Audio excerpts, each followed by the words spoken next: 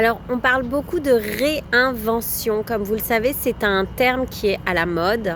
Et pourquoi je vous parle de ça aujourd'hui? Parce qu'on m'a demandé la semaine dernière d'écrire un article pour un magazine de bien-être et de développement personnel sur le thème de la réinvention.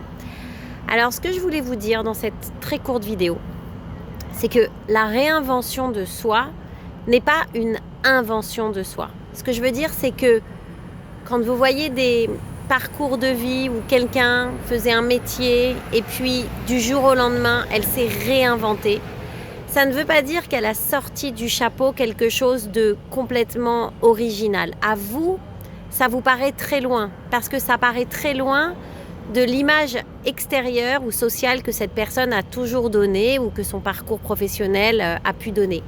Mais en réalité, à l'intérieur d'elle, c'est extrêmement cohérent et c'est très proche de sa véritable essence. Pourquoi ? Parce que la plus belle des réinventions, c'est uniquement celle qui nous permet de nous souvenir de qui nous avons toujours été et de ce que nous avons toujours voulu être.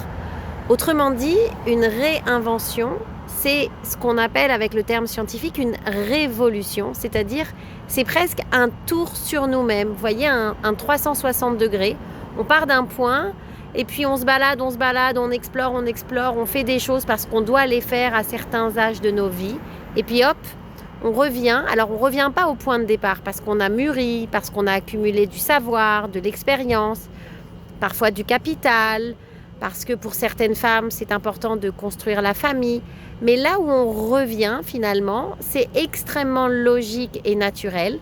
Et ce n'est pas quelque chose qui est inventé, mais je vais citer Romain Gary, la réinvention, le renouveau est toujours un retour aux sources. Voilà ce que je voulais vous dire aujourd'hui pour vous inspirer en cette période comme ça assez propice à la réflexion, au pardon qui nous attend cette semaine. On va se pardonner de ne pas avoir réussi, de ne pas s'être mis en route, de ne pas avoir peut-être surmonté certaines peurs, certains doutes. Et puis après, on va se mettre au travail et on va essayer de ne plus perdre de vue les résolutions, comme on dit en français, qu'on a émises, entendues ou qu'on espère tout simplement. Voilà, bonne journée.